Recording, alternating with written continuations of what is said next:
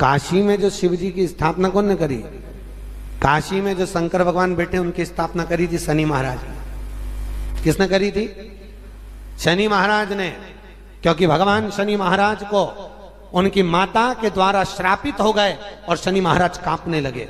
शनि महाराज कांपते कांपते मैं जाऊं तो जाऊं कहां, करूं तो करूं क्या? महाराज शनि महाराज दौड़े और दौड़कर भगवान भोलेनाथ के पास पहुंचे। हे शंकर त्रिकालदर्शी कैलाशी अविनाशी, कृपा करिए बाबा भोलेनाथ, कृपा करो। क्योंकि दुनिया में 33 करोड़ देवी देवता हैं जिनको शनि लग सकता है, केवल एक किसको छोड़कर? शिव को छोड़कर। राम जी को शनि लगा तो 14 वर्ष वनवास चले गए। कृष्ण को शनि लगा तो मथुरा छोड़कर द्वारका चले गए। शनि लगा। हनुमान जी को शनि लगा तो गुफा में बैठकर राम राम जपना पड़ा। शनि सबको लगता है, केवल शनि नहीं लगता तो एक मेरे महादेव को, मेरे भोले बाबा को नहीं लगता। शंकर के पास में शनि आ गए। शनि ने आकर कहा भोलेनाथ कृपा करिए बाबा, मैं बड़ा कष्ट में हूं, मैं करूं क्या? बाबा भोलेनाथ ने कहा जा गंगा जी के तट पर काशी में जाकर एक शिवलिंग की स्थापना कर, उसकी आराधना कर और तेरा शरीर ठीक हो जाएगा, कष्ट नहीं भोगेगा। शनि महाराज ने काशी में जाकर शिव जी की स्थापना करी। आज भी नियम है, जिसको शनि लग जाता है एक काजल की डिब्बी ले लो और काजल की डिब्बी को 21 बार उतार कर उसको एकांत में जाकर, जंगल आदि में एकांत में किसी पेड़ के नीचे इतना सा खड्डा खोद कर उसमें काजल की डिब्बी को डाल दो और मिट्टी से पूर दो, उस व्यक्ति का शनि समाप्त हो जाता है। काशी विश्वनाथ का नाम लेकर काजल की डिब्बी को 21 बार उतार कर अगर काशी विश्वनाथ का नाम लेकर शनि वाले व्यक्ति को अगर पेड़ के नीचे दबा दे, शनि समाप्त। शनि उसको परेशान नहीं कर सकता। काशी की इतनी मूलता शिव साधारण नहीं है। भगवान शंकर के 19 अवतार में से एक अवतार दधीचि ऋषि की धर्मपत्नी सुवाच के गर्भ से भगवान शंकर का जन्म हुआ था। नाम बताया था पीपल के पेड़ के नीचे जिस बच्चे का जन्म हुआ उसका नाम पिपलाद हुआ था। और शंकर का ही एक अवतार है पिपला, शिव का ही स्वरूप, क्योंकि शंकर की आराधना से, शिव की अर्चना से उत्पन्न हुआ था।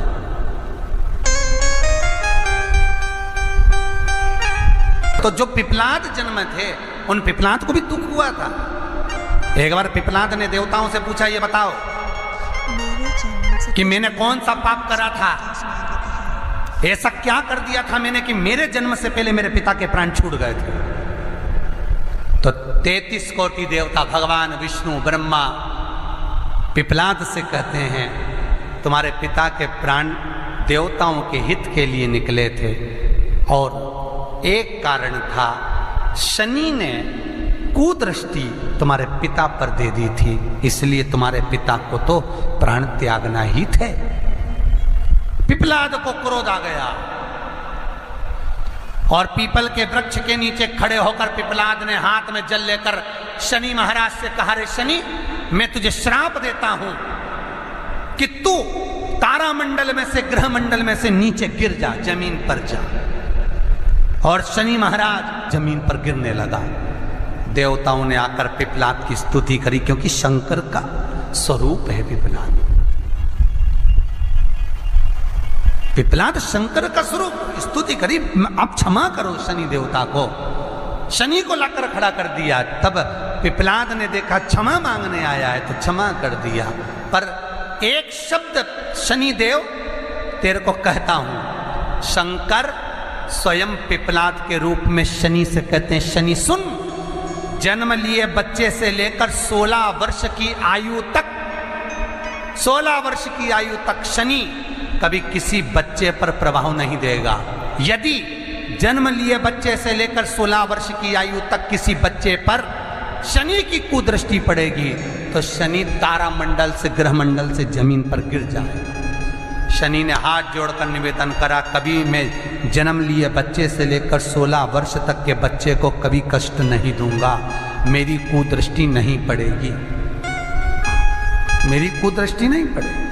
हमारे शास्त्र वर्णन करते हैं कि दरवाजे पर नींबू और मिर्ची क्यों टांगा जाता है, दुकान के बाहर, घर के बाहर नींबू मिर्ची क्यों टांगते हैं? क्योंकि लक्ष्मी और दरिद्रता, इन दोनों देवियों को भगवान विष्णु का वर है कि ये प्रतिदिन भूमंडल पर विचरण करने के लिए जाएंगी, प्रतिदिन, रोज, प्रतिदिन लक्ष्मी और दरिद्रता दोनों भ्रमण के लिए निकलेंगे। और जिसके घर में मिष्ठान रखा होगा, उसके घर में लक्ष्मी मीठा खाने के लिए अंदर प्रवेश कर जाती है।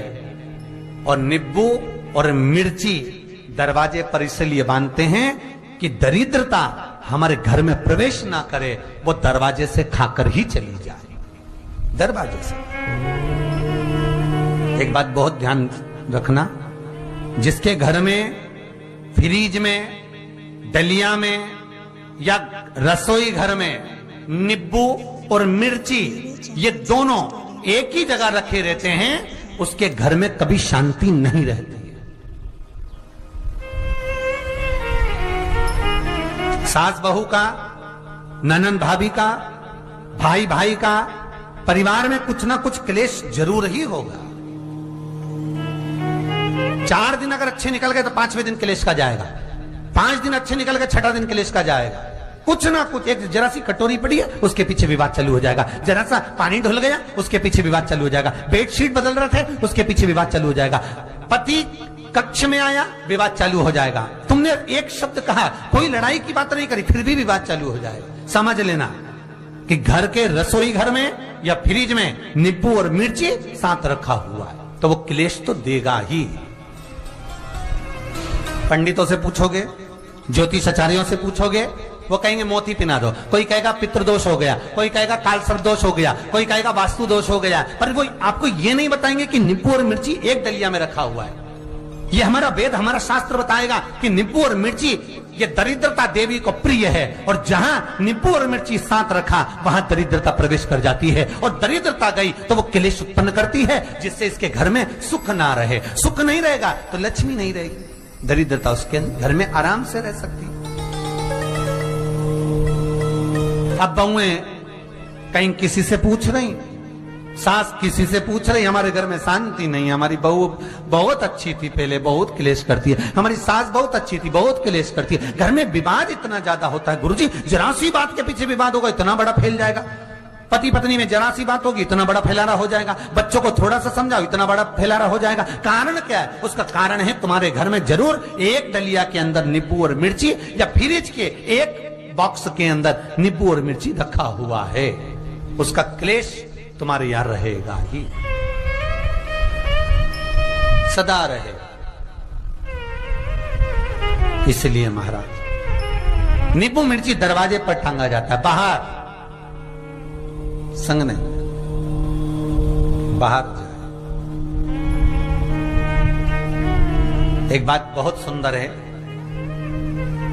जैसे दूध और दही दोनों एक ही झोले में, एक ही बैग में, एक कैरी बैग के अंदर दूध और दही अलग अलग पॉलिथीन में बंधे हुए हैं, अलग अलग डोलची में, अलग अलग डब्बे में रखे हुए हैं। एक व्यक्ति एक ही बैग के अंदर दूध और दही ये दोनों चीज अगर लेकर घर के अंदर आता है तो उसके घर में संपदा की तो कमी आती ही है, उसके घर में संपदा टिकती नहीं है।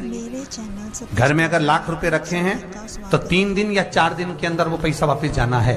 दही और दूध अगर एक ही साथ आया है, एक ही व्यक्ति एक ही झोले में, एक ही बैग में, एक ही कैरी बैग में अगर लेकर आया है, उसी तरह नींबू और मिर्ची का भी क्रम है महाराज। कई सब्जी वाले उसको एक साथ बांध देते, नहीं नहीं, नींबू भले अलग बैग में डाल लो, पन्नी में अलग बांधकर या झोले में अलग बांधकर मिर्ची रख लो, वो चल जाएगा, पर एक साथ अलग हो। मेरे को मालूम है दरिद्रता, कि तेरे को खट्टा और तीखा पसंद है। इसीलिए महाराज हमारे हिंदू धर्म में बेटी की विदाई में 4 चीजें नहीं दी जाती। बेटी की विदाई में 4 चीजें नहीं देते। पहली झाड़ू, दूसरी सुई, तीसरी चलनी और चौथा अचार की बरनी। ये बेटी के कन्यादान में, बेटी की विदाई में नहीं देते। बड़ी दे दो, पापड़ दे दो, ये चल जाएगा, पर बेटी की विदाई में, बेटी के कन्यादान में ना तो झाड़ू जाएगी, ना सुई जाती है, ना चलनी जाती है, ना अचार की बरनी जाती है। और मेरा निवेदन है, अगर बेटी को तुम्हारे घर का, तुम्हारे हाथ का अचार कितना भी पसंद हो और बेटी के मम्मी बना के दे दे, नहीं मत देना, क्योंकि बेटी तन, मन और धन, ये 3 चीजों से दुखी रहेगी। अगर माँ ने अचार दे दिया तो बेटी के घर में या तो तन से दुखी रहेगी, या मन से दुखी रहेगी, या धन से दुखी रहेगी। बेटी को ये 3 दुख तो रहेंगे ही। कई लोग तो अपनी बहू से कहते हैं, बेटा तू मायके जा रही, तेरी मम्मी के हाथ का अचार अच्छा लगता है, लिया ना बांध के। अब उनको कौन समझाए? तुमने तो कह दिया बांध के लिया ना, पर उसको समझो तो सही, क्यों नहीं लाना है?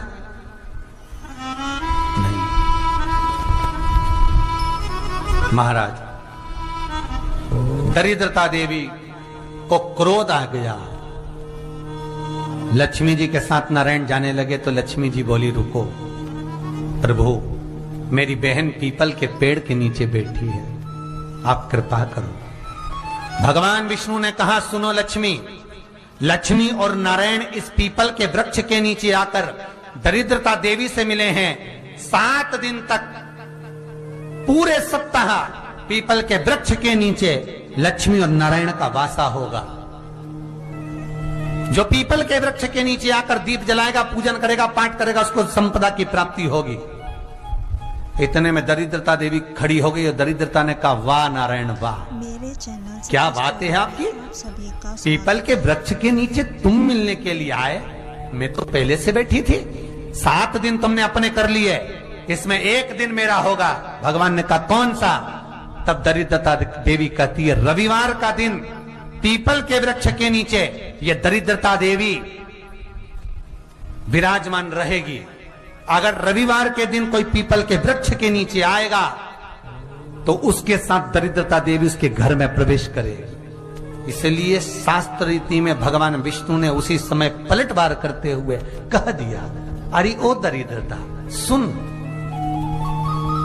पीपल के वृक्ष के नीचे अगर कोई रविवार को आया और कोई पूजन की सामग्री लेकर आया, हाथ में कुछ ना कुछ उसके हुआ, खाली हाथ आया तो तू उसके घर में प्रवेश करेगी, और अगर भरा हुआ हाथ रहा तो तू उसके यहां प्रवेश नहीं कर सकती। ठीक है प्रभु, वचन दे दिया भगवान ने। इतने में दरिद्रता देवी भगवान विष्णु से बोली, प्रभु सारे देवताओं के पीछे अधर्म बैठा हुआ है,